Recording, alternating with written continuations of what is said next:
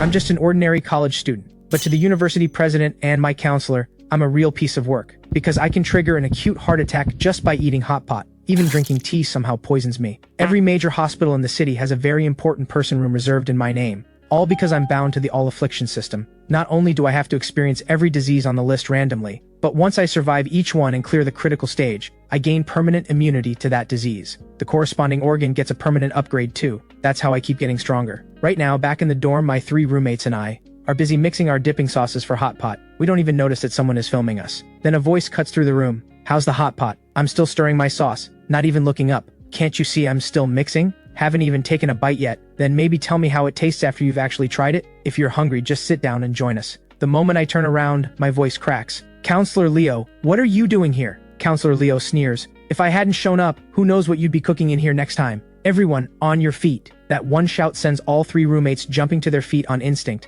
I'm the only one still sitting there, frozen. Ding! Eligible host detected. Binding system now. I freeze for a second. Then pure joy explodes in my chest. It's here! I've finally been chosen. Starting today, I've got to cheat too. System binding complete. Congratulations, host, on successfully binding to the all-affliction system. This system has carefully curated hundreds of diseases for the host. Fractures, malignant tumors, leukemia, heart disease, and more. The host may now select one disease to experience. The smile freezes on my face. My expression shifts from joy to shock, and finally to pure disbelief. Other people's systems hand out money and superpowers. Mine hands me a disease catalog. No response detected. The system will now select on the host's behalf. Congratulations, the host has received acute myocardial infarction. Damn it. This cursed system is actually serious? Every other system out there helps its host grow stronger and rise to greatness. So why did I end up with this piece of garbage? I snap back to reality and look at my counselor. Counselor Leo, this is a beef tallow broth base I brought specially from my hometown, rich and fragrant. Why don't you sit down and have some? Counselor Leo can't believe what he's hearing. He actually wonders if he misheard. This student knows full well he's the counselor, and isn't the least bit scared. Moreover, he's inviting him to sit down and eat. Counselor Leo is practically fuming. Why are you still sitting there? Get up now! I frown, and slowly rise to my feet, one hand pressing against my chest. Counselor Leo, keep it down, I have a heart condition. Counselor Leo scoffs. I've reviewed every single medical file for this year's freshman. I know exactly who has what condition. Trying to fake an illness in front of me? You're playing tricks in front of a master. He storms up to me and barks. What's your name? Mal. Fine. Mal, you 4 are in violation of dorm regulations for using unauthorized electrical appliances. According to university policy, your 3 roommates each receive a formal warning. And you, disrespectful and unrepentant, will write me a 3,000-word self-criticism by tonight. If it doesn't satisfy me, I'm calling your parents in. Counselor Leo is absolutely fuming. The live stream chat lights up with gleeful comments. This guy's got nerves of steel. Zero fear in front of his counselor. Did you miss the part where the counselor is about to lose his mind? This guy's gonna get special treatment for the next 4 years. While the chat buzzes, I speak up again. Counselor Leo, can you please lower your voice? I genuinely have a heart condition. My 3 roommates stare at me with pure admiration. Bro, you are committed to this bit. Counselor Leo lets out an exasperated laugh. He reaches out and jabs a finger hard into my chest. You really don't know when to quit, do you? He hasn't even finished the sentence when I suddenly clutch my shirt, my face twisting in pain. In an instant, my face drains to a deathly white, and my lips turn dark purple. I feel all the warmth draining from my body, rushing inward toward my heart. The next second, I black out and hit the floor with a thud. Counselor Leo stands there stunned. Lena and her colleague also go pale with shock. But Lena recovers first. She dashes over and shoves the camera right in my face for a close-up. That snaps everyone else back to reality. Quick, get Dr. Vera. Counselor Leo panics. He drops to his knees beside me, completely at a loss. The live stream explodes. No way. His acting is insane. He just dropped on cue. Heart attack? That's one of the deadliest. Looks like we're waiting to attend his funeral. That comment barely drifts across the screen before my condition worsens. Every ounce of strength drains out of me, and my body goes completely limp. Counselor Leo, who was raging just moments ago, is now on his knees, holding me, tears streaming down his face. Mal, hold on, please don't die. My roommates go dead silent. Counselor Leo, who was throwing his weight around just seconds ago, is now on the floor, sobbing and begging me to survive. Just then, President Dorian rushes in with a group of university administrators. They had been waiting downstairs, ready for a scheduled media interview. Then word reached them mid-interview that a student upstairs had just gone into cardiac arrest. President Dorian arrives, gasping for breath, and the first thing he sees is my ghostly white face. His mind goes completely blank. Seriously? This bad? It's only been a few minutes. How is he already this pale? Are college students really this fragile these days? He's pacing like a cat on a hot tin roof. Because if a student dies on campus, when the Ministry of Education comes knocking, he is the first one on the hook as the president. Under the anxious eyes of all those watching, Dr. Vera, the campus doctor, comes rushing in with her medical kit. Excuse me, make way. I'm the campus doctor. But the moment she sees my face, she visibly flinches. Everyone watching her reaction feels their stomach drop. President Dorian steps forward urgently. Dr. Vera, how bad is it? Dr. Vera pries open my eyelids, examines them carefully, then stands up and snaps. His pupils are fully dilated, and you're asking me how bad it is? Why is everyone crowding around? You want to suffocate him? Back up, all of you. Has anyone called an ambulance? Get the front gate open now to let the ambulance in. She has no patience for formality right now. A student is dying. What is there to be composed about? Her words hit the room like a thunderclap. Everyone's face changes color as they scramble back. Counselor Leo is completely frozen, standing alone in a daze, one thought looping in his head. This can't be happening. He just raised his voice a little. How did Mal end up like this because of him? President Dorian stands nearby, shaking from head to toe. He came in today ready for a cheerful media interview. Now everything has fallen apart. He presses his hands together and silently prays to every god he can think of. Please don't die, Mal. Please. Every administrator watches in tense silence as Dr. Vera performs CPR, sweat pouring down her face. But after 2 minutes, she stops. She shines a flashlight into my eyes, then checks my neck for a pulse. Then she looks up at President Dorian and slowly shakes her head. President Dorian feels an invisible hand close around his throat. The air in the room seems to freeze. His mind stalls completely. He can't react. Counselor Leo beside him wears the exact same expression. It's over. Everything is over. President Dorian, we should send the other students back to their rooms first. President Dorian finally snaps back, nodding blankly. Vice President Owen sighs.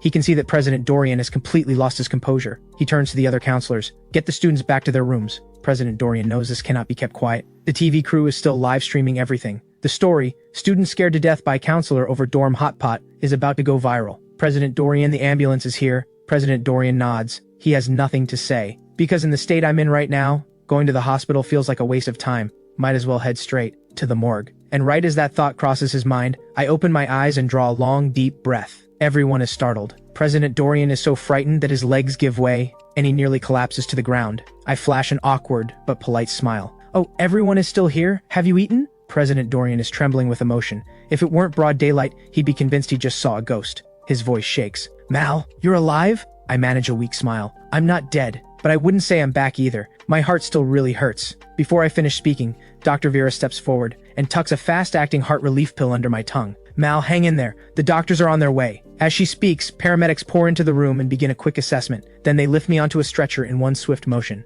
President Dorian moves to follow without a second thought. A paramedic stops him. Are you a family member? No? I'm the university president. The paramedic gives him a skeptical look. A university president. Why does he look more panicked than a parent? What the paramedic doesn't know is that I literally just died once already. So every single administrator here is on the edge of a breakdown. Right now, I am their walking liability. Of course they're terrified. Others quickly back him up. That's right, he's the president of Agricultural University. You can look him up online. The paramedic nods. All right, you can ride along. But get his family notified immediately. If surgery is needed, we'll need their signature. President Dorian is barely through the ambulance door when he hears my faint voice. Let Lena ride along too. I caught a glimpse of her press badge earlier. Honestly, having a camera pointed at me feels oddly reassuring. Lena has absolutely no intention of passing up footage this good. In the few minutes since I collapsed, the live stream has already crossed 30,000 viewers. Absolutely, we're filming every second of this, with Lena on board. I shift slightly on the stretcher, and manage a weak smile toward the camera. Everyone stares in speechless disbelief. Damn it, you're on death's door and you're still playing to the camera? Seeing that camera, I genuinely feel at ease.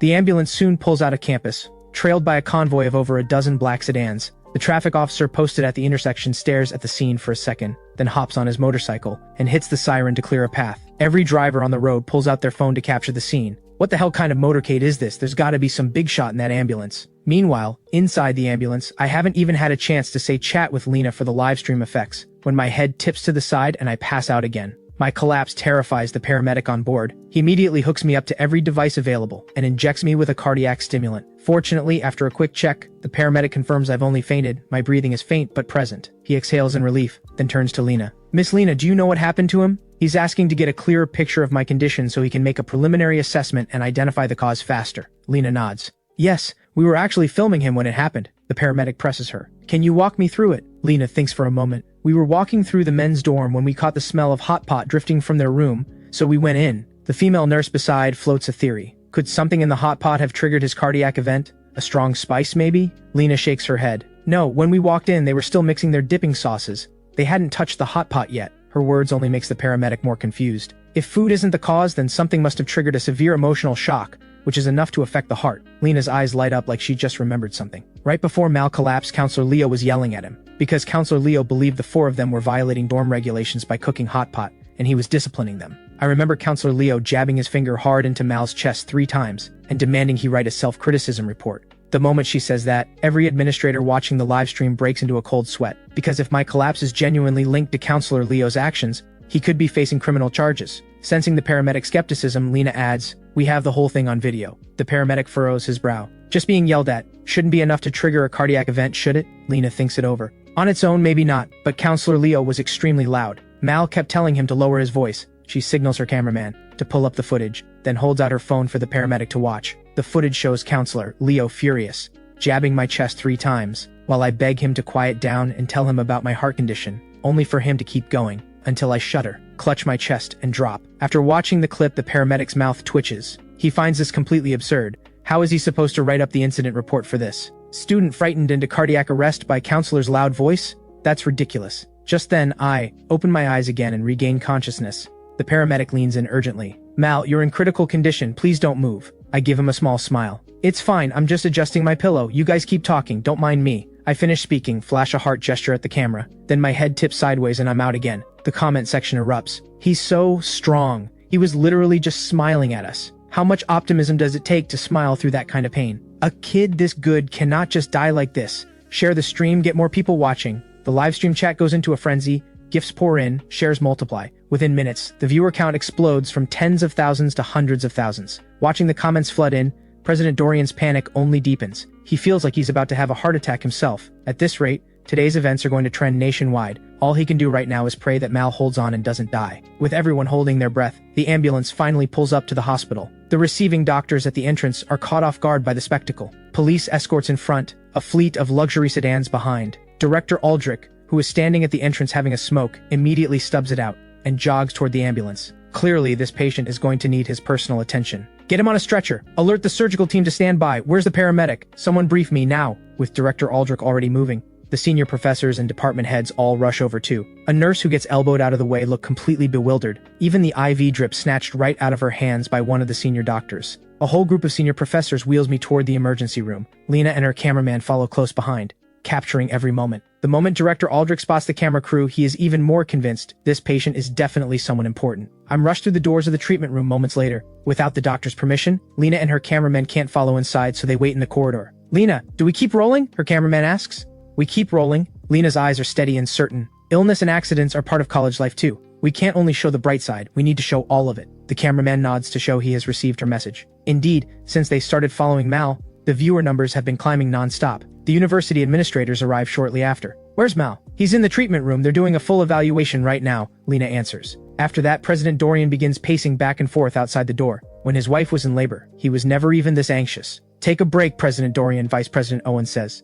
President Dorian shakes his head. "I'm not tired. What I mean is, watching you pace back and forth is exhausting us." President Dorian looks embarrassed and is just about to sit down, when Director Aldrich pushes the door open and steps out. "Director Aldrich, how is Mal doing?" Director Aldrich answers with full confidence. "Relax, the kid's vitals are stable, nothing too serious. Specialist doctors are running tests as we speak. The report will be ready soon." Hearing his words, everyone breathes a collective sigh of relief. After all, Director Aldrich is one of the top names in cardiology. His word carries weight. Just as President Dorian and Vice President Owen finally let themselves smile, the treatment room door bursts open. A nurse rushes out in a panic, shouting at Director Aldrich. "Director, the student's heart has stopped again." Director Aldrich sprints back in, completely baffled. A heart attack isn't a common cold, how can it strike twice in a row like this? Something is seriously wrong. He doesn't waste a second and charges back into the room to check on my condition. President Dorian's face instantly turns worried. Is Director Aldrich actually reliable? Didn't he just swear everything was fine? "President Dorian, what do we do now?" Counselor Leo can't sit still. He's just as panicked as President Dorian at this point.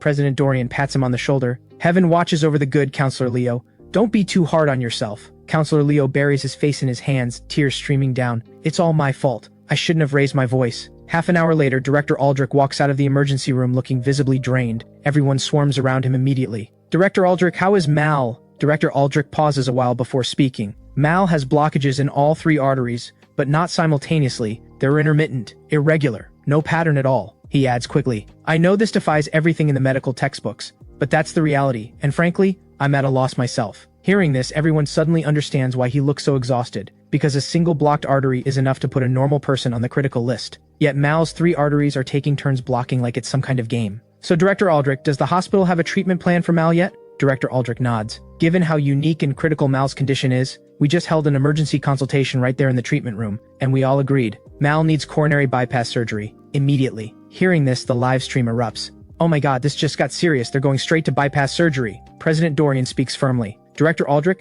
the university will cover every medical expense. Money is no object. Give Mal the best of everything, don't skimp on anything. Director Aldrich lets out a bitter laugh. Skimp? You give me way too much credit. In the worst case scenario, all 3 arteries are blocked. That means we're not doing 1 bypass, we're doing 3. Simultaneously, everyone sharply inhales at once. Noticing President Dorian's worried expression, Director Aldrich adds reassuringly, "Don't worry, President Dorian. Bypass surgery is major, yes, but the success rate is above 97%. In most cases, it goes smoothly." President Dorian exhales with relief. But the very next second, Director Aldrich's tone shifts. But Mal's blood oxygen saturation is dangerously low, under 70. The probability that he won't make it off the operating table is significant. President Dorian's mind goes blank. Director Aldrich, didn't you just say the success rate is 97%? How is he suddenly not making it off the table? Director Aldrich shifts awkwardly. The surgery itself does have a high success rate, but given Mal's current condition, I'm not sure he can hold on long enough for us to finish. Simply put, at around 70% blood oxygen, a person has roughly 1 day left. Below 40%, they basically have only about 3 hours left. Director Aldrich takes a form from the nurse and holds it out.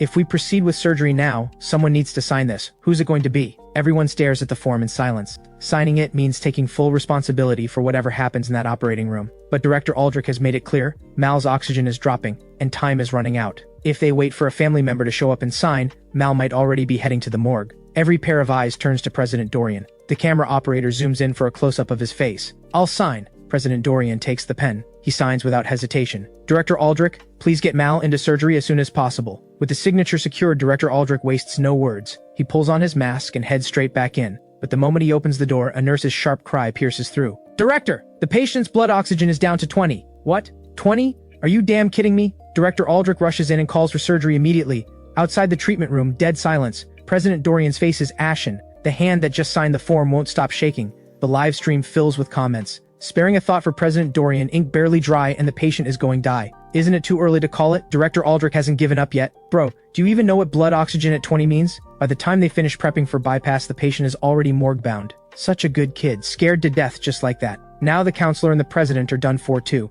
Those two are probably looking at criminal charges. At that moment, the red light above the treatment room door switches on. The words "surgery in progress" burn bright. President Dorian presses his palms together and prays with everything he has. In his heart, he makes a vow. If Mal survives this, he will treat that boy like his own son. By midday, President Dorian is slumped in a corridor chair, looking like he has aged 10 years overnight. "President Dorian, why don't you head back and rest? We'll keep watch here." Lena and her colleague have already taken shifts and gotten some sleep. But President Dorian and Counselor Leo have not moved from the door all night. Both look like they're about to bleed from the eyes. President Dorian shakes his head. "We've held on this long. A little more won't kill us. Whatever the outcome, I want to hear it myself." Hearing this, viewers in the live stream are moved. If only things had been different from the start. If he had just spoken properly to his students, it wouldn't have ended up like this. To be fair, it can't really blame the counselor though, can it? Who would ever think raising your voice could trigger a heart attack? I bet our teachers are watching this stream too. My professor's voice was noticeably quieter this morning. This guy single-handedly made every teacher in the country speak softly. Absolute legend. Wait, the surgery has been going on for over 10 hours, right? That long?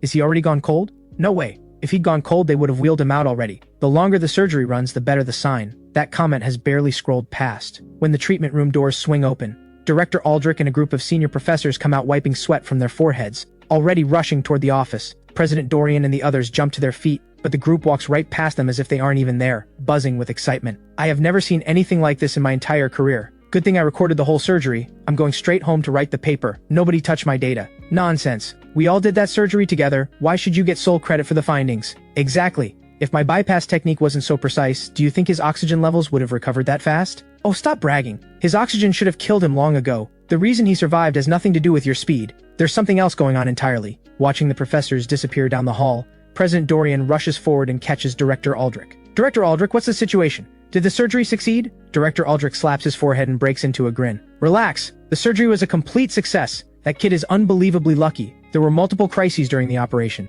Every time we thought it was over for him, he just pushed through. Lena realizes this is gold for the stream. She steps forward immediately to press for details. Director Aldrich, can you walk us through exactly what went wrong during the surgery? Of course. Director Aldrich lights up as he begins. The moment President Dorian signed that form, Mal's blood oxygen dropped to 20%. Humans need oxygen to survive. So do our organs. Below 20%, every organ in the body is essentially suffocating. That kind of oxygen deprivation causes irreversible damage. If it keeps dropping, the body shuts down, and brain death follows. Honestly, when Mal hit 20, we had already written off any chance of getting him onto the operating table. But he held on, at 20% blood oxygen, all the way until we completed the first bypass graft. That is beyond rare. That is a world first. Seeing Director Aldrich still this animated after more than 10 hours in the operating room, everyone finally grasps just how extraordinary it is that Mal survived long enough to even reach the table. Gifts flood the live stream. He survived at 20 blood oxygen? Is this guy even human? No wonder those professors are losing their minds. For anyone in medicine, this case is a once-in-a-lifetime find. That surgery was basically snatching someone straight out of the Grim Reaper's hands. Grim Reaper, request to take one college student withdrawn. His ancestors must be working overtime down there pulling every string they have. Probably burned through centuries worth of good karma. Ancestors. He's the only college graduate in the entire family line. He absolutely cannot die. So this is the modern college student. Fragile, but unkillable. Watching the viewer count spike by another 30,000. Lena is absolutely thrilled. Director Aldrich, aside from the low blood oxygen, were there any other complications during the surgery? Oh, far too many to count. Director Aldrich starts ticking them off on his fingers. Simultaneous arterial spasms, ventricular fibrillation, cardiac arrest, arrhythmia. In this surgery, Mal gave our entire cardiothoracic team more to talk about than a decade of normal cases. He presented every complication practically by the textbook. Incredible clinical value. Lena listens with wide eyes, genuinely unsure whether to congratulate Director Aldrich or feel sorry for Mal. Poor kid. All he wanted was a hot pot dinner in his dorm room. Look how that turned out. President Dorian doesn't care about the details. He only cares about one thing. He asks with barely contained anxiety. Director Aldrich, just tell me straight, is Mal's heart condition cured? Director Aldrich nods. Here's where it gets strange. Once we completed all 3 bypasses, his arteries stopped blocking entirely. And according to the latest test results, Mal's heart is now stronger than a professional athlete's. That's the part none of us can explain. And exactly why those professors ran straight to their offices to write papers instead of sleeping. If we can figure out why Mal's heart became this powerful, it could be a landmark breakthrough for cardiac medicine. Hearing this, President Dorian can barely believe what he's hearing. This is insane. Absolutely insane. One shout from a counselor sends him to the emergency room, and now you're telling me his heart is stronger than a professional athlete's? You've got to be kidding me. Viewers in the live stream are equally stunned. No way. A heart that just came out of surgery is stronger than a normal person's? If anyone else said that, I'd call it nonsense, but this is Director Aldrich we're talking about. Right, and look at those professors' faces. Nobody is acting. This surgery was genuinely something else. His ancestors must hold serious rank in the underworld. Nothing else explains this luck. Is this what they call a blessing in disguise? Unbelievable. Wait, does anyone else hear that? It sounds like a drumbeat. Not just the viewers, President Dorian and everyone in the hallway hears it too. They turn toward the source of the sound. A nurse is wheeling me out of the treatment room. That drumbeat is my heartbeat. The anesthesia hasn't worn off, so I is still unconscious. But my heartbeat rings out, powerful and unmistakable. Everyone falls silent. Who could have imagined that this thundering heartbeat belongs to someone who nearly died of heart failure just hours ago? The live stream loses its composure. Is that heartbeat for real? That's way too loud. Are we sure that's not a sound effect? When reality outtrolls the internet, it hits different. What doesn't kill you makes you stronger, and he took that literally. I'm having heart surgery tomorrow. I hope I come out of it like Mal. I owe Director Aldrich an apology. I doubted him earlier. I was wrong. If she hadn't witnessed it herself, even Lena would have found it hard to believe that heartbeat was coming from I. It is so intense, like my heart is trying to break free from my chest. So strong it seems to resonate with everyone around him.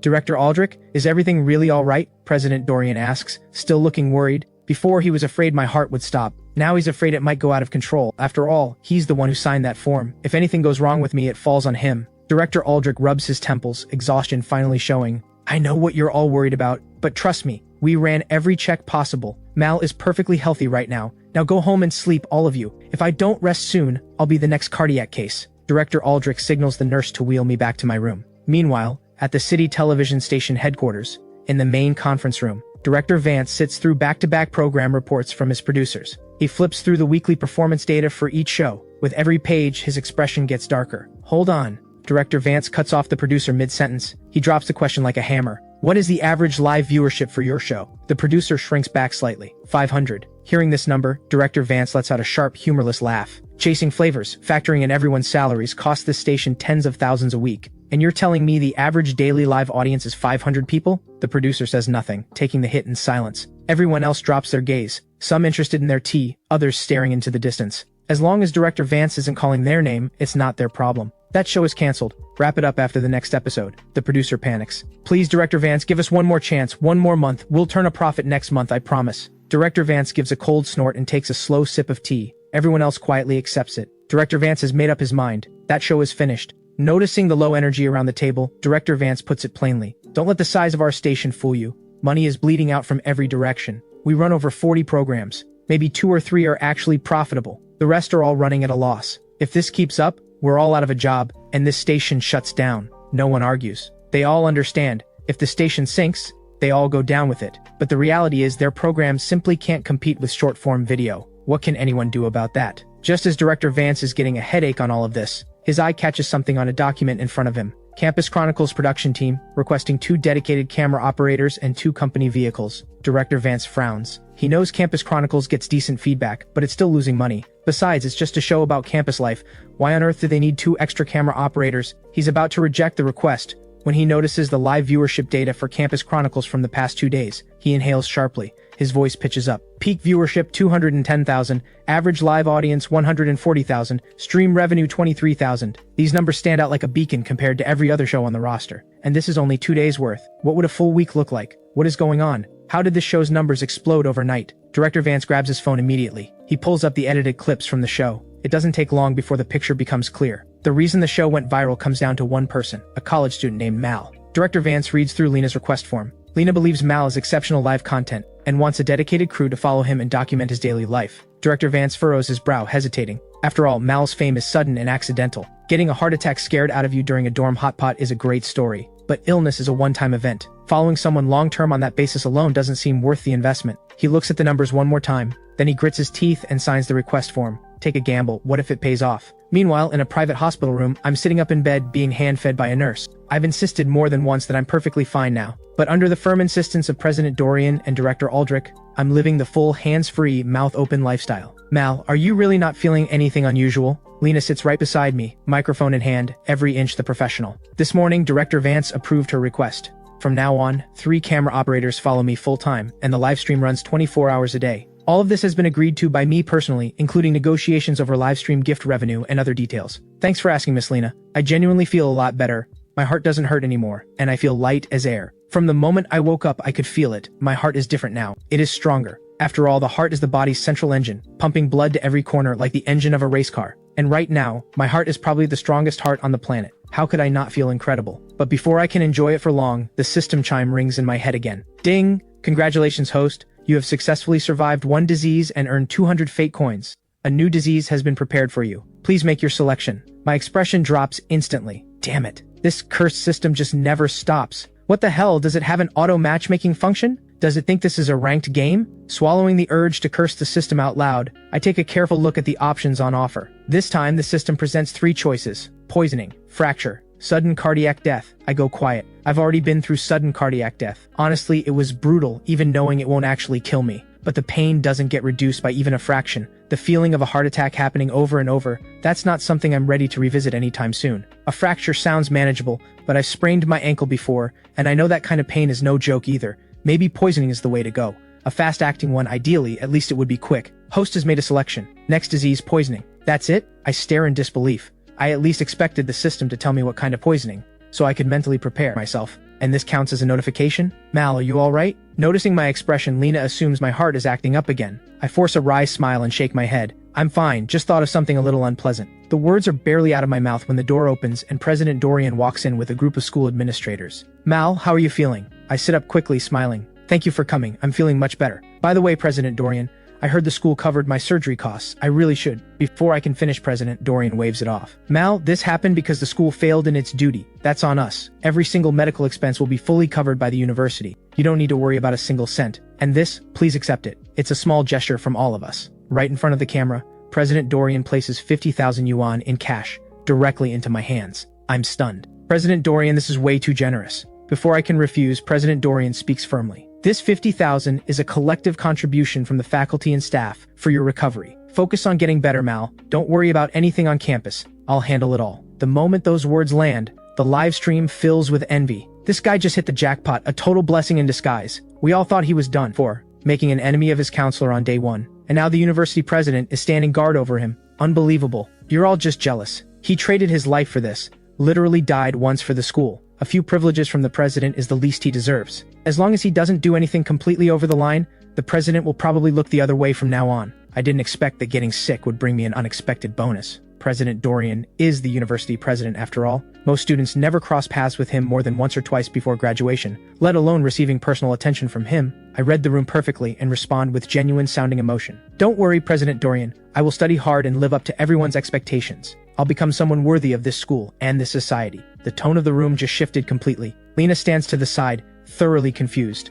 This is supposed to be a casual campus livestream, but now with the handshake and the emotional speech, it feels less like a student documentary and more like a government official visiting the underprivileged. After the pleasantries with the school leadership wind down, Counselor Leo finally appears. He approaches my bedside and breaks into tears. I'm so sorry, Mal, this is entirely my fault. I should never have raised my voice at you. I promise, from now on, I will always speak quietly. I will never make the same mistake again. Sitting on the hospital bed, I'm dumbfounded. Was that a mosquito? Lena is equally baffled. Did Counselor Leo just say something? President Dorian clears his throat awkwardly. Counselor Leo, you can speak a little louder, it's all right. Counselor Leo nods, and his lips keep moving. But once again, nobody can make out a single word. The live stream erupts in laughter. He's traumatized for life, almost ended up in prison over this. Anyone would be terrified. I seriously thought my headphones were broken. Counselor Leo is something else, man. This guy can basically do whatever he wants on campus from now on. The president has his back, and the counselor is going to treat him like a walking liability he has to keep alive. I couldn't hear a word Counselor Leo said, but the general idea isn't hard to figure out. I still save face for him and take the initiative to shake his hand, saying I share some blame too, that he was just doing his job and I understand. Then I slip in a quiet word. By the way, Counselor Leo, the hot pot was entirely my idea. My roommates had nothing to do with it. About those disciplinary notices. Before Counselor Leo can respond, President Dorian steps right in. College students wanting a decent meal is completely understandable. In fact, choosing to cook in your dorm rather than spending money outside shows admirable frugality and a hardworking spirit. Cooking your own hot pot instead of paying restaurant prices, that is a virtue. I genuinely admire that. So I've decided, the university canteen will be adding a new hot pot station. Whenever you want hot pot, go to the canteen. No more high wattage appliances in the dorms. As for the disciplinary notices, consider them canceled, but don't let it happen again. I give President Dorian a genuine thumbs up. No wonder this man is a university president. He upholds the rule against high wattage appliances in the dorms, while using the most dignified reasoning imaginable to wipe out the disciplinary notices entirely. Masterful. Absolutely masterful. Rest up, Mal, we'll head back to campus now. Oh, and let's exchange contacts. Anything you need going forward, just message me directly. President Dorian's move sends the live stream into shock. No way. This keeps getting more unreal. The president's personally exchanging contacts with a student? Are you serious? The president and this kid have been through life and death together. Swapping contacts is the least of it. Contacts exchange, President Dorian leads the school administrators out in a sweep. Before I can even exhale, Director Aldrich walks back in with the same group of senior professors. He is beaming, looking at me the way someone looks at a rare treasure. Mal, we came to check on you. How are you feeling? Before I can answer, the professors already have their stethoscopes out and are getting to work.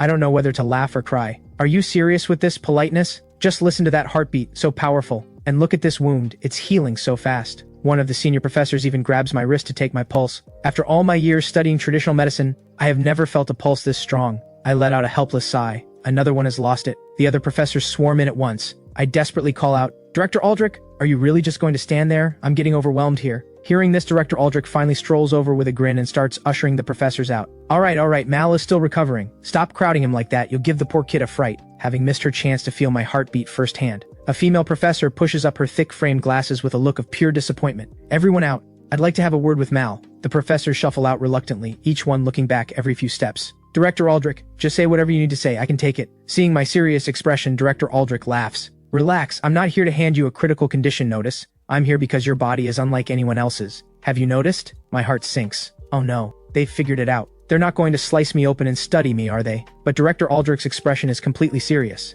I have never encountered a patient with a constitution like yours. Every single reading is terrible. You hover right on the edge of death, and yet you simply refuse to die. On top of that, your body's self-healing ability is remarkable. Your wounds close faster than anything I've ever seen. Everything that has happened to you so far can only be described as a series of medical miracles. For those of us in medicine, a patient like you is like a hidden treasure, absolutely worth studying. I keep the smile on my face, but inside I'm already squirming. As if reading my thoughts, Director Aldrich reassures me. Mal, there's no need to be nervous. This is a legitimate hospital and I am a legitimate doctor. I would never put your life at risk. I'm here today to propose an agreement between you and the hospital. Take a look first. He pulls a document from his bag and hands it over. I flip through a few pages, genuinely surprised. All I have to do is come in for regular checkups and I get paid research bonuses? That's correct. Director Aldrich nods with a smile. And going forward, any medical treatment at our hospital will be automatically discounted by 80%. including the portion your insurance doesn't cover. This agreement means everything to me, because this damn system only ever delivers disease and suffering, never money. The school covered the heart surgery costs this time, but what about the next illness?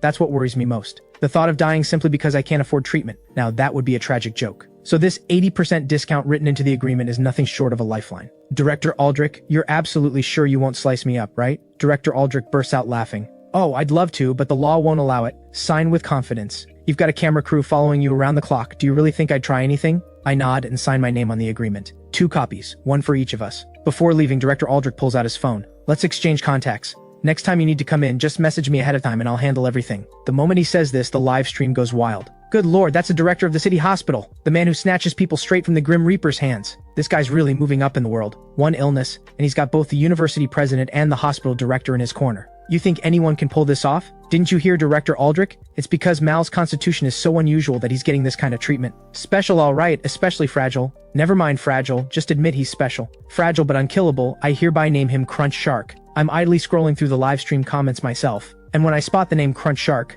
I burst out laughing and immediately change my username to Crunch Shark. A week later, I'm discharged from the hospital, back to attending classes, studying, and living like a normal student. Within the week, I'm indistinguishable from any other student, as if the person who had a heart attack was someone else entirely. Lena and her crew have been following me for a full week, but the viewership isn't climbing, it's actually dropping. The whole team is getting anxious. If the numbers keep falling, it means my moment in the spotlight is over, and they'll have no choice but to drop me and find something else to cover. Lena, do we keep filming? The cameraman John asks as he gets ready to hand off his shift. Lena glances over at me wandering ahead through the campus and grits her teeth. We keep filming. Until the station tells us to stop, we don't stop. Her instincts as a journalist tell her that sticking with me will pay off, and just as she thinks this, I suddenly crouch low and dart into the bushes like I'm up to something. Lena freezes, completely baffled. John rushes after me and catches it on camera. I'm digging at the ground with my bare hands, buzzing with excitement. Mal, what are you digging for? I grin. Something good. You'll see once I get it out. It's clear that I'm thrilled. I keep muttering as I dig. No wonder it's agricultural university. I never thought I'd stumble across something this valuable just growing in the bushes. Lucky I've got sharp eyes, I almost walked right past it. What a find! And just like that, I pull it free from the ground. Before anyone can get a close-up shot, I whip out a black plastic bag I'd already prepared, stuff the thing inside, and wrap it up tight. Then I jog straight back to the dorm. Seeing this, the livestream viewers are stunned. Why does he look so practiced at this? You can tell this definitely isn't his first time. Those moves were so smooth, one clean motion start to finish. Camera crew, keep up. I need to know what he just dug up. Watching the viewer count tick back up, Lena and John are suddenly full of energy and break into a jog to keep up with me. Back in the dorm, I close the door immediately. Rex, lying on his bed, scrolling through his phone, glances up. What's going on, Mal? Still catching my breath from the jog, I pull out the black plastic bag and unwrap it layer by layer. Hey, check out what I just found on campus. Rex stares at what's in my hand and scratches his head. What is that? I roll my eyes. Ginseng. Wild ginseng, if I had to guess. There's ginseng growing on campus? Rex's eyes go wide. Viewers in the live stream are just as curious. Genuine question, can ginseng actually grow on a university campus? Ginseng isn't picky about where it grows, so technically it can pop up anywhere, but finding it in campus bushes? That's wild. I'm calling scripted. Bro, this is agricultural university. Anything is possible. Fair point, depends on whether any upperclassmen have a ginseng research project. Someone might have planted it in the bushes as a shortcut and Mal just stumbled onto it. Haha, reminds me of that story where a freshman picked some vegetables from the field to eat, and it turned out to be a senior's year-long research project. Moment of silence for that senior. At Lena's signal, John moves in close and gets a tight close-up shot of the thing. And honestly, it really does look exactly like ginseng. I carry it over to the sink with a grin and rinse off the dirt. Once it's clean, it looks even more convincing. Rex sits up on his bed. That kind of ginseng must be worth a lot, right? I remember my dad bought one of these as a gift last year, tens of thousands for a single root. I explain. It really depends on the variety. Farm ginseng won't run you that much, but if it's wild ginseng, now that's a beautiful price tag. Rex's eyes light up. So you just hit the jackpot? I grin. Nothing major, just a little windfall. As I say this, I pull a small knife out of the drawer. Rex immediately panics and tries to stop me. What are you doing? That thing is worth tens of thousands, you're going to eat it? I give him a speechless look. Have some ambition. When you find something good, of course you enjoy it yourself first. I'm not going to cut the whole thing up though. Just a few of the root hairs to steep in hot water. It's good for health. Rex immediately goes to grab his cup without another word. I carefully trim off a small portion of the root hairs, the kind of care you'd give to slicing a gold bar. Then I drop them into both cups and pour in boiling water. As the root hairs swirl and steep in the hot water, a faint, clean fragrance drifts up from the cups. I lean in and take a sniff. My face melts into pure satisfaction. This is wild ginseng, all right. The aroma is something else. Something this good, just breathing it in is probably enough to add years to your life. Haha. Come on, Rex, cheers. I clink my cup against his. Just as we're about to drink, Counselor Leo knocks on the door. What are you two up to? The moment Counselor Leo steps in, Rex thrusts a cup at him. Counselor Leo, Mal dug up some wild ginseng from the bushes. We're steeping it right now. The aroma is incredible, you should try some. Ever since the incident with my heart attack, Counselor Leo has become the gentlest counselor on campus. Therefore, he's become genuinely popular in the dorm, which is exactly why Rex always thinks to share the good stuff with him first. Counselor Leo takes the cup and glances over at me with a smile. Mal, you've got some luck on you finding ginseng in the campus bushes of all places? I just grin and say nothing. Lena seizes the moment. Counselor Leo, can ginseng really grow in the bushes here at Agricultural University? Counselor Leo nods. Yes, after all, this is Agricultural University. Most of our programs involve cultivating and grafting crops in some way. We do have proper research fields, but they're far from the dorms. Some students cut corners and plant their research subjects in the nearby bushes so they can sneak out and check on them easily. Officially, the school prohibits this, of course. After all, the growing conditions are completely different from the research fields. It's usually freshmen who pull this kind of stunt. In the past, we'd find the occasional vegetable or piece of fruit growing in the bushes. But ginseng? That's genuinely strange. After his explanation, the livestream audience is suddenly very interested. Agricultural University sounds way more fun than I thought. My farmer genes are activated. What are the admission score requirements? Honestly, Agricultural University sounds like a solid choice. The work environment after graduation is pretty straightforward. No office politics to deal with. Welcome everyone, come study with us. Farming and cultivation experiments are way more fun than you'd think. Imagine growing tomatoes the size of your head. Lena is surprised to see the viewer count actually climbing. It seems people are genuinely curious about life at Agricultural University. They just got sidetracked by everything that happened with me. Lena isn't about to waste this opportunity. She starts actively asking Counselor Leo questions about life at Agricultural University. Counselor Leo knows this is a good opportunity to promote the university and starts talking freely. Just as he's really hitting his stride, Rex's voice cuts through. Mal, why did you fall asleep with your clothes on? Get up, at least take your shoes off. Counselor Leo turns around to find me lying on my bed, cheeks flushed, a peaceful smile on my face, looking completely relaxed. He chuckles. The joys of being young, Ooh can just hit the pillow and fall right asleep. He raises his cup and is about to take a sip. At that moment, his eyes land on the root sitting on the desk and his hand instantly freezes. The color drains from his face. Rex, where did you get this? Rex shrugs, completely unbothered. That's the wild ginseng Mal dug up. Honestly, something this valuable and he just leaves it sitting on the desk after steeping it. What if someone took it? Counselor Leo shouts the moment Rex reaches for it. Don't touch it! Everyone jumps. Rex stares at him, confused. What's wrong, Counselor Leo? Counselor Leo stares at the cup in his trembling hands, where a thin strand no thicker than a pinky finger is still swirling around in the water. He looks at the empty cup on the desk, his expression growing more horrified by the second. Don't tell me what was steeping in those cups was this thing. Rex nods. Yeah. Counselor Leo nearly loses his mind. Mal just finished a whole cup. He said it was too precious to waste, so he drank it all, water, root hairs, and everything. What? Counselor Leo lets out a sharp cry, barely holding it together. You can't eat this thing! Is he trying to die? He whips out his phone and calls Dr. Vera immediately, quickly laying out the situation. Dr. Vera nearly explodes. Then why the hell are you calling me? Call emergency services. Even as she says it, she's already grabbing her medical kit and sprinting toward the boys' dorm. Mal dug up wild ginseng from the bushes, drank it as tea, and is dying.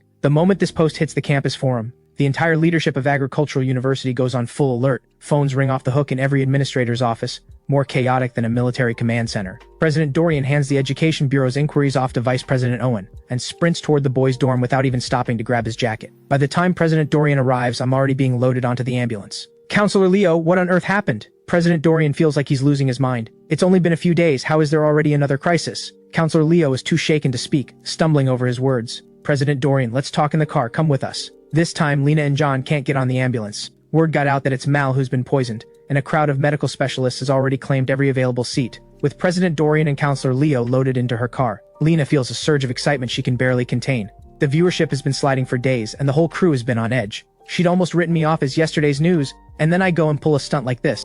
She's genuinely moved. This guy really comes through when it counts. Once they're in the car, Counselor Leo manages to collect himself slightly. President Dorian speaks first. What happened? Why did Mal collapse again? Counselor Leo manages a smile that looks worse than crying. President Dorian, Mal didn't collapse this time. He's been poisoned. Poisoned? President Dorian frowns. Food poisoning? That can't be right. I eat 3 meals a day in the canteen and I'm perfectly fine. Counselor Leo continues. On his way back to the dorm, Mal ducked into the bushes and dug something up. He thought it was ginseng, brought it back, steeped it and drank it, and that's what poisoned him. President Dorian's stomach drops. What? Counselor Leo reaches into his pocket, pulls out the black plastic bag and opens it for him to see. President Dorian goes completely white. That's ginseng? That's phytolacca root. His heart sinks completely. This was dug up from their own campus grounds. What does that say? It says their school has a serious management gap. Lena still hasn't grasped how serious this is. President Dorian, what is phytolacca root? Is it toxic? President Dorian is quiet for a long moment. Let me put it this way. In the ancient legend of Shenong, who tasted every plant in existence,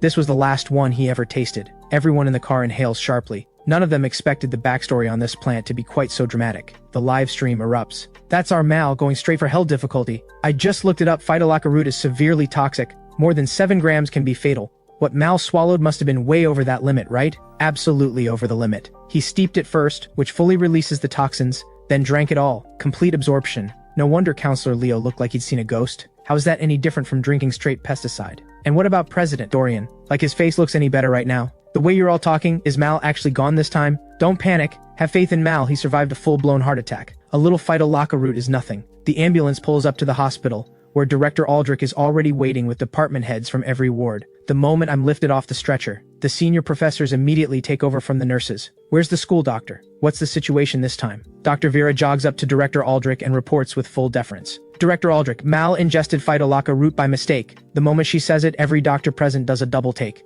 Phytolacca root accidentally? Only Director Aldrich keeps his composure. How much did he ingest? Dr. Vera holds up her pinky finger as a reference. Approximately 15 grams. Director Aldrich spins the gurney around himself and barks the order. Straight to the resuscitation room. Get emergency and internal medicine ready to move. His single command sends the entire floor into motion, chaotic as a battlefield. Then without warning, I vomit a massive mouthful of dark blood, instantly soaking the front of my shirt. The sight of it makes everyone recoil. Director, the patient is vomiting blood clots. Director Aldrich's heart sinks. Vomiting blood is one thing, but clots? Does that mean the organs are already shutting down? Director, patient's heart rate has dropped to 43. Director, blood oxygen saturation is down to 35. The bad news keeps coming. Every one of my vital signs is in freefall. It's only now that Director Aldrich realizes my powerful heart means my blood circulates far faster than a normal person's, which means the toxins are spreading through my body at a rate that would make an ordinary case look slow. For the first time, Director Aldrich doesn't know where to begin. Mal's readings are too far gone. We can't hold the line like this. Gastric lavage immediately and get an IV line in now. The resuscitation room doors slam shut, but the image of an entire medical team in a frenzy is already burned into everyone's memory. The live stream mood darkens noticeably. This one feels serious. Did you see that blood? That was terrifying. It's the plant that finished off Shenong himself. What did anyone expect? I used to work in a hospital. Honestly, with most toxins, once they spread through the body, you're at the mercy of fate. The basic approach is to flush out whatever hasn't been absorbed yet. If it's already in the bloodstream, all you can do is hope your immune system handles it. It's that bad? I thought once you got to a hospital they could just give you an antidote. You've watched too many dramas. Poison is one of the most brutal things out there. Most of the time there is no specific antidote. Look up Declorvos sometime. That stuff is genuinely beyond saving. And the worst part is it gives you time to regret it without giving you any chance to act on it. The live stream viewership spikes to 300,000. A new record. But this time, Lena and the crew aren't feeling the excitement they expected. They'd initially assumed it was minor, get me to the hospital and everything would be fine. Now they understand how serious it actually is, even more dangerous than the heart attack. They want the viewership, but not like this. Not off someone suffering. Counselor Leo and President Dorian are carrying the same weight. Counselor Leo in particular, his eyes are so swollen from crying they're barely open. This used to be a powerfully built, iron-willed man, and yet within just a few days I've nearly driven him to the edge. He really has it rough. 3 hours later, the resuscitation room doors open and I'm wheeled out. President Dorian and Counselor Leo rush over immediately. How is he, Director Aldrich? Director Aldrich smiles. The procedure was a complete success. All toxins have been fully cleared from Mal's system. All he needs now is some rest. Hearing this, everyone exhales at once. Then they all stare at me with the same odd expression. That was severely toxic phytolacca root. He steeped it and drank it and he's still alive? This makes no sense. Absolutely no sense. The live stream is equally stunned. No way. I was sure he was done for. How is he okay? 3 full hours of emergency treatment and you're calling that okay? This guy is something else. In and out of hospital every few days with serious conditions every time. Whatever he did in a past life, he's really paying for it. Fragile but unkillable. His ancestors must have connections with every single judge in the underworld. Ancestors. He's the first college student in 18 generations of our family. He absolutely cannot die. Reading through the comments, Lena finally laughs out loud. Even though my poisoning was a genuinely terrible accident, watching the comment section go wild has somehow eased her nerves. Of course she hasn't forgotten her job. Once I'm wheeled into the ward, she steps up immediately. Mal, how are you feeling right now? I smile at the camera. I feel great actually. Slept really well. Everyone stares at my grinning face with complete disbelief. You have no idea you just walked to the edge of death and back, do you? You think you were just taking a nap? Lena gently breaks it to me. Mal, what you dug up from the bushes wasn't ginseng, it was phytolacca root. Severely toxic. I respond, casually, completely unbothered. Really? So it wasn't ginseng after all? Well, it was great for sleep. Best rest I've had in a long time, honestly. Lena is speechless again. How does she even interview someone like this? He refuses to follow the script. She had planned to guide me toward a moment of reflection, get me to acknowledge how serious it was, and say something like, I really regret it. Finally, she gets serious and offers a proper piece of advice, reminding netizens not to just shove anything they see into their mouths. However, I have zero regrets. and I'm calling the deadly plant a great sleep aid. Lena, are you okay? Do you have a stomachache? Lena waves it off. No, I just thought of something unpleasant. Mal, just lie back and rest. The doctor says you need to rest. Okay, I comply without hesitation, lying back and closing my eyes. I look like I've fallen asleep, but inside I'm buzzing. I never expected the poisoning task to be this straightforward. I had mentally braced myself for agony. Instead, I just felt a little drowsy. Lay down, closed my eyes, and when I opened them again, it was done. No wonder ancient emperors called poison a granted death. Going out that way really is far less painful than most alternatives. Mal, are you resting? Can I get you something to eat? I can order delivery. I open my eyes to find President Dorian and Counselor Leo standing at my bedside. The once iron-tough Counselor Leo has eyes so swollen from crying he looks like a completely different person. President Dorian, once so full of energy, now has visible gray at his temples and looks years older. I feel a pang of guilt. I'm sorry, President Dorian, I've gone and done it again. President Dorian cuts me off with a wave. Mal, what are you saying? You haven't let us down. If anything, we've let you down. I blink. Huh? President Dorian beckons, and Counselor Leo immediately produces a thick envelope and a certificate. Right in front of the camera, President Dorian places both the envelope and the certificate into my hands. Mal, if it weren't for you, we would never have discovered such a serious gap in the school's management. Planting herbs and plants in the campus bushes has been prohibited time and again, and yet so many students still treated it as a non-issue. But after your poisoning, I immediately mobilized the entire faculty and staff for an emergency safety awareness campaign across the school. Mal, the impact has been remarkable. Fine, so I accidentally eat Phytolacca root and the school turns me into #1 example of what not to do. I look down at the certificate. It reads, fearless in the face of danger, tested the poison with his own body. Even with my thick skin, I feel my face go hot. How embarrassing. I accidentally poisoned myself out of sheer curiosity, and now, with President Dorian's spin, I'm somehow a contributor to the school's safety culture. President Dorian, I really don't deserve this award. Nonsense. What do you mean you don't deserve it? President Dorian says with complete conviction. If you hadn't put your life on the line as a warning to every student on this campus, who knows how long this dangerous habit would have continued. Mal, don't worry about a thing for now. Just rest and recover. The school will cover every expense. Now that's what I like to hear. With those words I can relax. Looks like my medical bills are covered again. Just as I think President Dorian is wrapping up and heading out, his eyes suddenly go red, and tears start rolling down his face. The sudden shift leaves everyone stunned. What is he doing now? He places a hand on my shoulder and speaks directly to the camera with deep emotion. What many of you may not know, Mal is an orphan. He studied with everything he had and earned his way out of a welfare institution entirely on his own. I only found out this morning from the records office. Mal, from this day forward, Agricultural University is your home, and I am your elder. I really have nothing to say. He's even more shameless than I gave him credit for. I've barely been in this hospital a day and he's already building a PR campaign around me. As expected, experience always wins. No, I need to find a way to get something out of this. I'm not letting him use me for free. I'm calculating my next move, but to Lena, it must look like I've sunk into quiet sadness. Her nose stings and she covers her mouth, tearing up. Such a poor kid, not only fragile and constantly ill, but an orphan on top of it all. The livestream comments section detonates. The rope always snaps at the thinnest part. Misfortune always finds the ones who can least afford it. I noticed it before. Mal's smile is bright, but there's always been something a little sad behind it. Turns out my gut was right. Poor kid. I can't do much to help, but I can like and share. I thought I had it bad. Turns out he has it worse. Hang in there, man. It'll get better. Reading through these comments, I'm even more confused. How did I suddenly become a tragic protagonist? I'm not even crying, so why is everyone else? Lena holds up the microphone and interviews President Dorian while fighting back tears, her voice cracking the entire time. She wipes her eyes more than once when she thinks no one is looking. President Dorian speaks with steady conviction. Given Mal's particular circumstances, the school has already submitted an application to the Ministry of Education for a special hardship scholarship on his behalf. Mal, you can rest easy, and so can everyone watching, even if the Ministry of Education doesn't approve it. Our school will fund it out of its own pocket. Mal will be taken care of. The live stream floods with comments the moment he finishes. May good people always be blessed. This president is a genuinely good man. Agricultural University is a genuinely good school. I've been watching since the very beginning. This president really is something else. His hair has gone gray over Mal's situation. You rarely find a school leader this responsible anymore. Does anyone know his name? I want to write a letter of commendation to the Ministry of Education. His name is President Dorian. You can find his profile online. Reading through the stream of praise directed at himself, President Dorian can't suppress the upward twitch of his mouth. Good. Mission accomplished. With this many viewers singing his praises on record, even if the Ministry of Education sends someone down to investigate, he's well insulated. President Dorian pats my hand and shifts naturally into a warm, caring smile. Mal, life may be full of hardship, but after every storm comes the sun.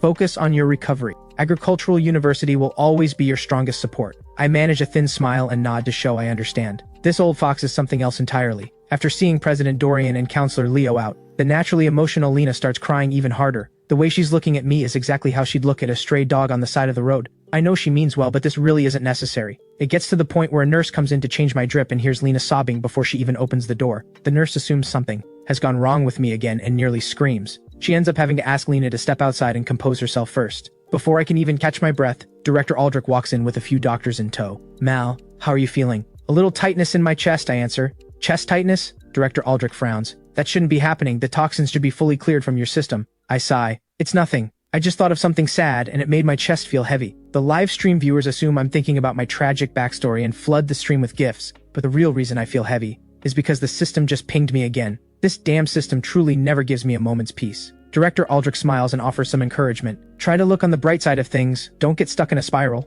Take this poisoning, for example. It's a terrible thing, but through monitoring your body's response, we've gathered an enormous amount of valuable research data. The doctor standing beside Director Aldrich nod with barely contained excitement. Mal, your body is truly extraordinary. I have never encountered anything like it. You are nothing short of a masterpiece. The one speaking is a white-haired old professor with a face full of stubble, whose eyes are burning with a hunger that is equal parts fascination and academic obsession. The look gives me goosebumps. I instinctively go on guard. Noticing my reaction, Director Aldrich quickly steps in. Mal, relax. What he means is that your physical constitution is exceptional. Exceptionally exceptional. Director Aldrich then hands me two medical reports. The one on the left shows your readings when you first came in. The one on the right is your current data. Compare them. When you were at peak toxicity, every single reading was far below survivable levels. Theoretically, by those numbers, there was no point attempting resuscitation. And truthfully, that was effectively what happened. The toxins had already traveled through your bloodstream into every organ, causing irreversible damage. Liver failure and kidney failure followed one after the other. All we could do was keep you hydrated and provide basic support. We all thought it was over. And then, somehow, your own body detoxified itself and pulled you through. Director Aldrich delivers this with a calm, matter-of-fact tone, but the live stream viewers have already painted the picture in their heads. Is Director Aldrich saying they basically didn't do much and Mal just survived on his own? No way. How is that even possible? How is he not dead? That's how poisoning works. Unless there's a specific antidote, once the toxin spreads through the body, all you can do is rely on the liver to detoxify it. That's why the first thing to fail when someone is poisoned is always the liver. It's the organ responsible for breaking down toxins. Once the liver goes, the person goes. This is wild. So while Mal was just sleeping, his immune system was in there absolutely going off? After hearing Director Aldrich explain it like that, I finally understand why these doctors keep looking at me the way they do. Good thing we live in a society governed by law, otherwise I might genuinely end up on a dissection table. Director Aldrich, so what brings you here exactly? Director Aldrich smiles and slides a few documents toward me. We'd like to access your monitoring data from your hospital stay and run a few additional tests. This involves your personal medical information, so we'll need your consent and cooperation. These are the cooperation documents. Take your time looking them over. If you agree, we'll transfer a research fee of 100,000 yuan immediately upon signing. 100,000. I'm genuinely moved. Not only is he not slicing me open, he's paying me 100,000 yuan on top of it. What a man. I pick up the documents and read carefully. It's a habit I've always kept. No matter how trustworthy the person handing me a contract might be, I always read every word. In a society governed by law, a verbal promise and a written contract are two very different things. Only after confirming there are no issues do I sign. The moment I finish signing, Director Aldrich slides a white card across to me. I stare at it blankly. What's this? This is the White Dragon card from the Medical Alliance, valid nationwide. With this card, all your medical expenses can be billed to an account first. If your checkup results and other data prove to be valuable medical reference material, your medical expenses will be fully waived, and you may even receive additional bonuses. The livestream can't stay calm after hearing this. No way, that card sounds insane. Is that the legendary All Access Pass? This is way beyond an All Access Pass. A card that lets you bill to an account means Mal's personal profile and case history will be shared across the network. Every hospital in the country will effectively be at his service. Funny, I get the opposite feeling. Seems more like he's serving every hospital in the country. The viewers aren't wrong.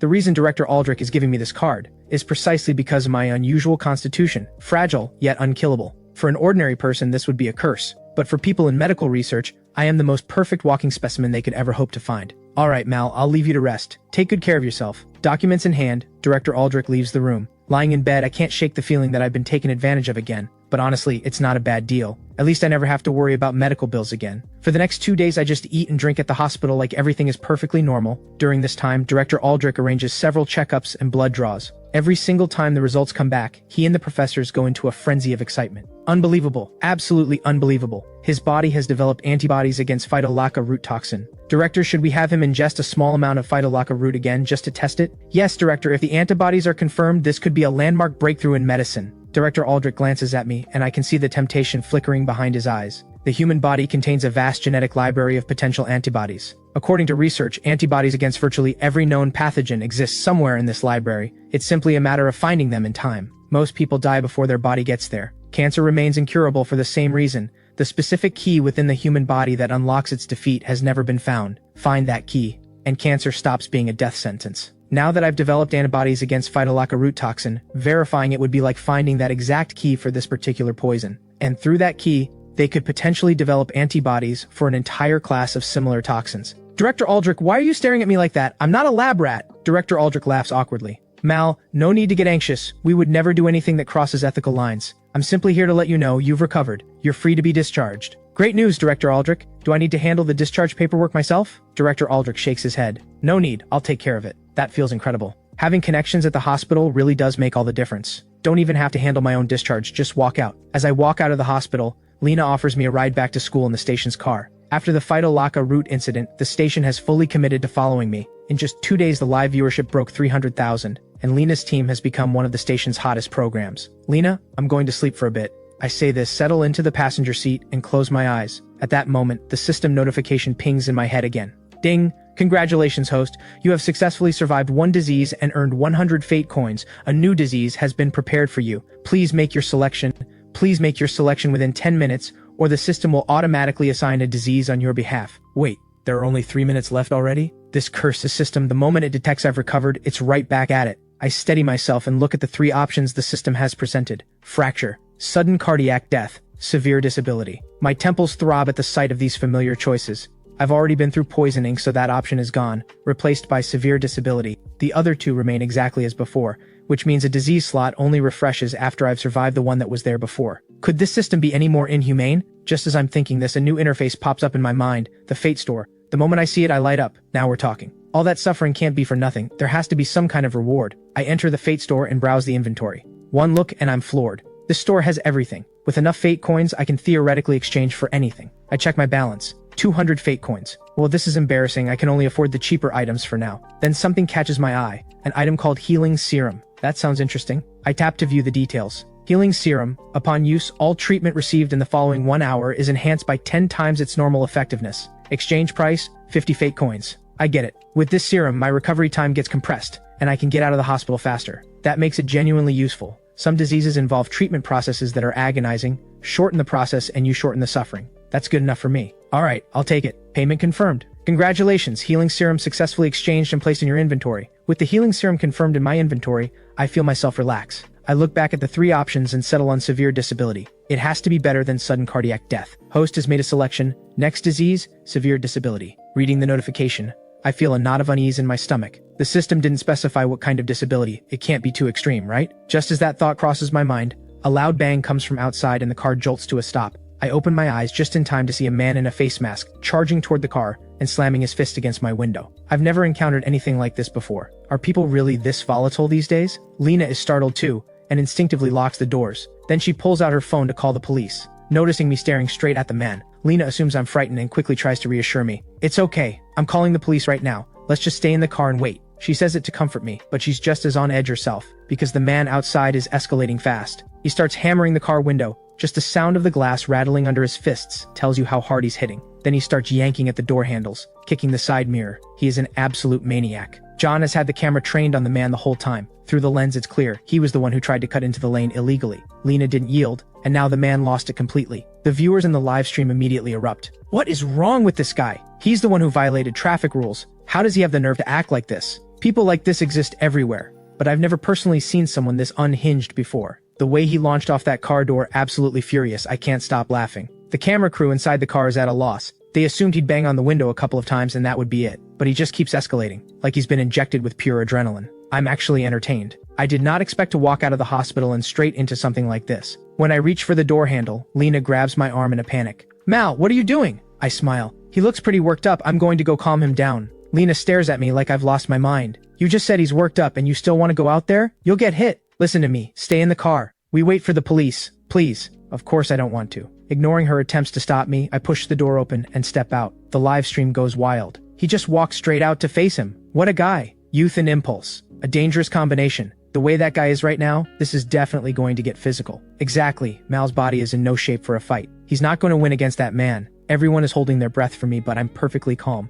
Road rage? I've just never had the chance to deal with it before. Today's the day I put his bad habit to rest. The man didn't expect a young guy to actually get out of the car. He strides up to me and jabs his finger in my face, unleashing a torrent of abuse. Do you people even know how to drive? If you can't drive, take the bus. Stop coming out here and causing problems for everyone. This is my brand new car. I just picked it up. You've turned it into a write-off. Perhaps worried the man might actually throw a punch, a woman quickly gets out of the car too. Unlike the man, this woman appears considerably calmer. She walks a slow circle around the car first, then speaks in a tone dripping with condescension. Young drivers today really have no standards at all. I have to wonder how they even got their license. Did they just skip the test entirely? Forget it, Adrian. There's no point talking to a kid like this. What does he know? Young man, pay us 40,000 yuan and we'll call it even. We're not looking to make things difficult for you. The live stream floods with comments instantly. The audacity of this woman. A scratch on the bumper, and she's demanding 40,000 yuan? These two are cut from the same cloth, clearly raised without manners. He's all rage, she's all scheming. Get Mal back in the car. I'm stressed just watching this. There's nothing to be gained talking to people like this. They're the ones who broke the rules and now they want to settle it privately.